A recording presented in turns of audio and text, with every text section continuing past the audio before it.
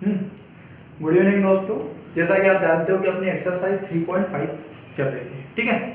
Exercise 3.5 में अपन कुछ question कर चुके थे, ए और बी की वैल्यू फाइंड कर चुके थे, के की वैल्यू आपको फाइंड करना है। उसके जस्ट बाद वाला जो थर्ड क्वेश्चन है उसके अंदर आपको बोला है कि आप कोई सी भी एल्जेब्रिक मेथड, ठीक है, बीजगणितीय विधि, अपन ने 3 मेथड पढ़ी है, सब्स्टिट्यूशन यानी कि प्रतिस्थापन, एलिमिनेशन यानी कि विलोपन, और क्रॉस मल्टीप्लिकेशन यानी कि वज्रगुणन विधि, ठीक है। तो इन तीनों मेथड में से कोई से मेथड से उसको सोल्व करना है, ठीक है, कोई दिक्कत नहीं है। उसके बाद फोर्थ क्वेश्चन आता है। फोर्थ क्वेश्चन में आपको बोला है कि दी गई जो समस्याएं हैं, जो प्रॉब्लम्स है, इनको इनकी इक्वेशन बनाओ। इक्वेशन बनाने के बाद यदि ये एग्जिस्ट करते हैं, एग्जिस्ट कब करेंगे, जब इसमें यूनिक सॉल्यूशन होगा, जब इसका एक अद्वितीय हल होगा। तो अपन क्या करेंगे, पहले इक्वेशन बनाएंगे, फिर चेक करेंगे कि इसका अद्वितीय हल है या नहीं है, और फिर उसके बाद आपको सोल्व करना है, ठीक है। आपके पास चॉइस रहेगी, आप कोई सी मेथड से सोल्व करो, बट मेरे हिसाब से यदि आपको क्रॉस मल्टीप्लिकेशन मेथड सीखना है, ठीक है, तो इस एक्सरसाइज में अपन क्रॉस मल्टीप्लिकेशन यूज करेंगे, ठीक है। मैं आपको इक्वेशन बनाने तक सीमित रहूंगा, उसके बाद आपको आपके हिसाब से जो भी मेथड लगानी हो मेथड आप लगा सकते हो, ठीक है।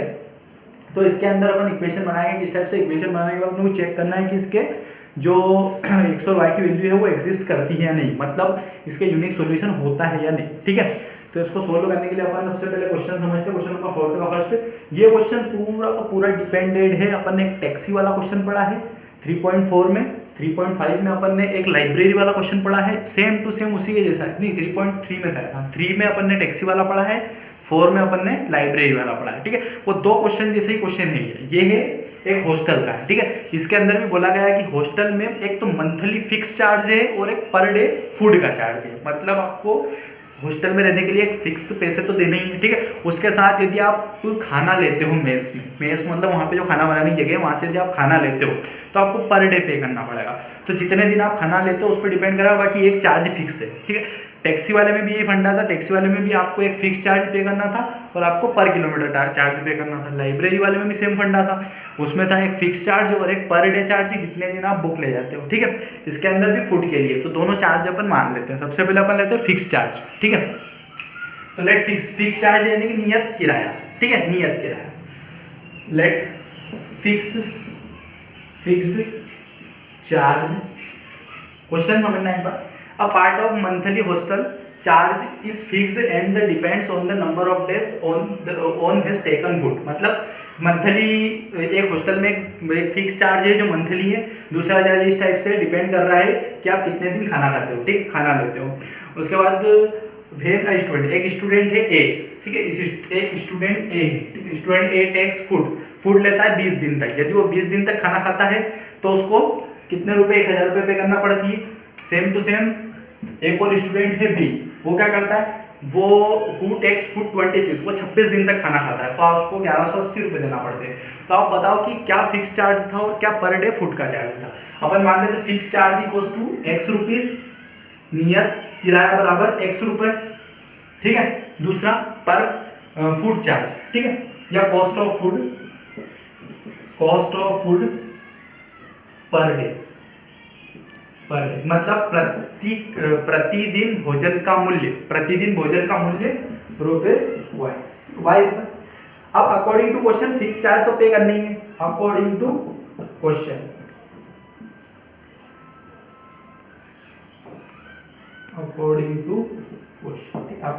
आपको फिक्स चार्ज तो देना है। फिक्स चार्ज मतलब 100 रुपये तो आपको देना है जब हॉस्टल में ले रहे हो। अब स्टूडेंट ए क्या करता है, ठीक है, according to question for student A, ऐसा भी लिख सकते हो आप, विद्यार्थी ए के लिए, for student A according to question x plus 20 दिन तक खाना खाता है, एक दिन के 22 रुपये तो 20 दिन के 20 वाई रुपये, टोटल 1000 रुपये पे करता हूँ। इक्वेशन नंबर फर्स्ट मैंने आपको बोला है, तो क्रॉस मल्टीप्लिकेशन की बात हो जाए, फिर इसके जो वैल्यू एग्जिस्ट करती है नहीं, उसके लिए आपको बराबर में 0 होना चाहिए। तो x plus 20y minus 1000 equals to 0। Equation number first इसको बोलेंगे। इज दैट क्लियर, ठीक है। Next for student B according to question, ठीक है। x ये स्टूडेंट है और हॉस्टल में रह रहा है, मतलब x रुपये तो उसको देने ही है। 26 दिन खाना खाता है तो 26 वाला हो जाएगा बेटा, 1180 रुपये पे करता है। इक्वल में 0, x plus 26 minus y minus 1108 equals to 0, equation number 6। ठीक है, दोनों इक्वेशन बन गए आपकी। दोनों इक्वेशन बनने के बाद आप a1 b1 c1 a2 b2 c2 की वैल्यू निकालो। a2 b2 c2 की वैल्यू निकालने के बाद फिर आप उसका रेशियो निकाल, अभी अपन कर लेते हैं इसको। ठीक है, एक क्वेश्चन में करवा रहा हूँ, उसके बाद आप कर सकते हो आराम से, मैं इक्वेशन बनवा दूंगा आपको। ठीक है, तो दिस इंप्लाइज आपको लिखना है compare equation first with a1x b1y c1 equals to 0 and equation second भी a2x b2y plus c2 equals to 0। ठीक है, तो a1 b1 c1, a1 की वैल्यू क्या बेटा 1, b1 की वैल्यू 20 और c1 की वैल्यू माइनस 1000। ठीक है, a2 की वैल्यू 1, b2 की वैल्यू 26 और c2 की वैल्यू माइनस 1180। ठीक है, अब आप चेक करोगे तो आपको पता चलेगा कि 1/1, ठीक है, a1 अपॉन a2 1 हो जाएगा, 20/20 ये भी 1 हो जाएगा, पर लास्ट वाला 0 नहीं आएगा। ठीक है, तो इसके अंदर क्या कंडीशन बनेगी, इसका कोई सॉल्यूशन नहीं है, नो सॉल्यूशन। ठीक है दोस्तों, अब ये देखो मिस्टेक हो गई यहाँ पे 26 से ही। ठीक है, 20 ना होके 26 है, अब 1 नहीं बनेगा। ठीक है, लिखने में मिस्टेक हो गई थी, 26 है तो ये 1 हो जाएगा, a1 upon a2 equals to 1/1 मतलब 1 और b1 upon b2 equals to 20/26 मतलब 10/30।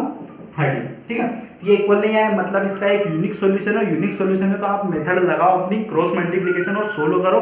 ठीक है, आई होप आपको ये क्वेश्चन समझ में आया होगा। बड़ा सिंपल है, एक फिक्स चार्ज पे लोड देना और एक पर डे चार्ज पे, उसके बाद इक्वेशन बनेगी a1 b1 c1 a2 b2 c2। पिछले वीडियो में किस टाइप से निकालते हैं सारी चीजें, cross multiplication method, substitution, elimination, सारी मेथड आपको समझिए।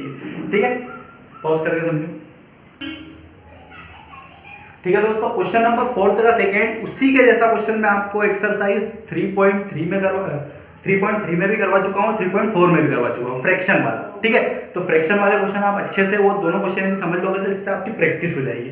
ठीक है, तो ये क्वेश्चन आपसे आराम से बनने वाला है, कोई प्रॉब्लम नहीं। मैं थर्ड क्वेश्चन करवाता हूँ। ठीक है, ठीक है दोस्तों, क्वेश्चन नंबर सेकंड हो चुका है। थर्ड थोड़ा लिखने में टाइम लग गया, इतना बड़ा क्वेश्चन है। ठीक है, ये क्वेश्चन भी बड़ा सिंपल ही है। ठीक है, देखा, Yash scored 40 marks in a test. Yash 40 marks लाता है टेस्ट। कंडीशन क्या है, getting 3 marks for each right question and losing in 1 marks for each wrong question. मतलब क्या होता है, वो 40 मार्क्स लाता है कब, जब उसको 3 मार्क्स हर एक राइट आंसर के लिए दिए जाते हैं।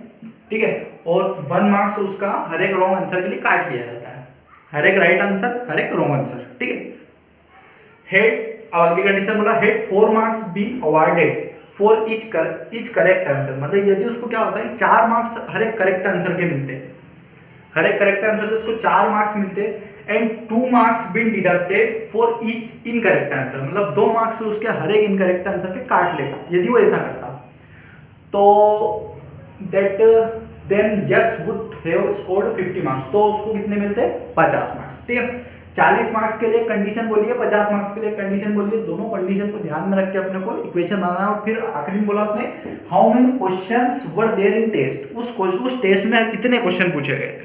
ठीक है, तो बेटा कितने क्वेश्चन, नंबर ऑफ क्वेश्चन बताने अपने को। तो अपन क्या मानेंगे इसमें, एक right number of right answer, number of wrong answer. ठीक है, मतलब number of right answer question, वो वाले क्वेश्चन जिनके आंसर उसने राइट दिए। ठीक है, और वो वाले क्वेश्चन जिनके आंसर उसने रॉन्ग दिए। राइट और रॉन्ग दोनों को प्लस करेंगे तो टोटल नंबर ऑफ क्वेश्चन मिल जाएंगे। ठीक है, तो वही अपन मान लेते हैं, क्या लिखेंगे, लेट, हिंदी में यदि समझे तो हिंदी में बेटा अपन बात के चलेंगे इसमें सही उत्तरों की संख्या और गलत उत्तरों की संख्या। ठीक है, right answer and wrong answer. ठीक, let number of right answer equals to x, number of wrong answer। ठीक है, राइट आंसर रॉन्ग आंसर दोनों मान लिए। फाइनल आंसर आपका बोला how many questions in test, how many कितने, तो दोनों को प्लस करना पड़ेगा आपको, x और y की वैल्यू दोनों को निकालनी पड़ेगी और दोनों को प्लस करने के बाद आंसर मिलेगा। इस चीज का ध्यान रखना। ठीक है, अब क्वेश्चन में कंडीशन देखते हैं अपन। यदि एक क्वेश्चन, ठीक है, यदि एक क्वेश्चन के 4 मार्क्स मिलते हैं उसको 3 मार्क्स मिलते हैं ईच राइट आंसर के, राइट आंसर के उसको राइट, हाँ राइट लिख दिया मैंने, राइट ठीक है, राइट आंसर, हर एक राइट आंसर के उसको 3 मार्क्स मिलते हैं। ठीक है, एक राइट आंसर के 3 मार्क्स, 2 राइट आंसर के 6 मार्क्स, 3 के 9 मल्टीप्लाई कर रहे हैं अपन। ठीक है, x के 3x, ठीक है x के 3x, इस चीज को अच्छे से समझना आपको, तो आपकी इक्वेशन बनेगी। एक राइट आंसर है तो 3 मार्क्स, 2 है तो 6, 3 है तो 9, ठीक है 4 है तो 12, मतलब नंबर ऑफ क्वेश्चन में मार्क्स से मल्टीप्लाई कर रहे हैं, नंबर ऑफ क्वेश्चन x से, मार्क्स 3 है, मल्टीप्लाई कर दो तो 3x हो जाएगा। ठीक है, इस कंडीशन में आपको एक चीज ध्यान में रखना है कि 3 मार्क्स वो हर एक सही के देता है और 1 मार्क्स हर एक गलत के काटता है। काटेगा तो मतलब सही वाले मार्क्स में से गलत वाले मार्क्स माइनस होंगे। ठीक है, तो अब प्लस नहीं करते हुए माइनस करना है। ठीक है, अब गलत मार्क्स कितने, एक गलत मार्क्स के कितने काटता है, लूजिंग 1 मार्क्स, 1 मार्क्स काटता है। एक क्वेश्चन का 1 मार्क्स काटता है, y क्वेश्चन के y मार्क्स कटेंगे। यदि एक क्वेश्चन के 2 मार्क्स काटता है तो y क्वेश्चन के 2y मार्क्स कटते हैं, पर एक क्वेश्चन का 1 ही मार्क्स काटता है तो y क्वेश्चन, यदि 5 क्वेश्चन के 5 ही मार्क्स कटेंगे। ये सही है गलत, उसको 40 मार्क्स मिलते हैं, इक्वेशन नंबर फर्स्ट। बड़ी सिंपल सी बात है। ठीक है, दूसरी बात, same to same condition, 4 marks यदि सही के मिलते हैं तो 4x कटते कितने हैं, 2 मार्क्स बीन डिडक्टेड, 2 मार्क्स यदि कट जाते हैं तो 2y इक्वल्स टू उसको 50 मार्क्स मिलते हैं। दोनों इक्वेशन आपके सामने बड़े सिंपल तरीके से बनी हुई है, दोनों को आप चेक करते हो, 3/4 1/2 इक्वल नहीं है, मतलब यूनिक सॉल्यूशन है। यूनिक सॉल्यूशन है तो आपको क्रॉस मल्टीप्लिकेशन मेथड से x और y की वैल्यू फाइंड करने के बाद दोनों को प्लस करना है। तो how many questions were there in test, वो अपना फाइनल आंसर रहेगा कि question total number of question in test equals to x + y। ठीक है, वो आपका फाइनल आंसर रहेगा। अच्छे से, बड़े अच्छे तरीके से समझो, वीडियो को 1-2 बार देखो, यदि समझ में नहीं आता है तो। ठीक है, और आगे के क्वेश्चन अपन नेक्स्ट वीडियो में करेंगे। ठीक है, वीडियो को शेयर करो, चैनल को सब्सक्राइब करो। Thank you so much for watching.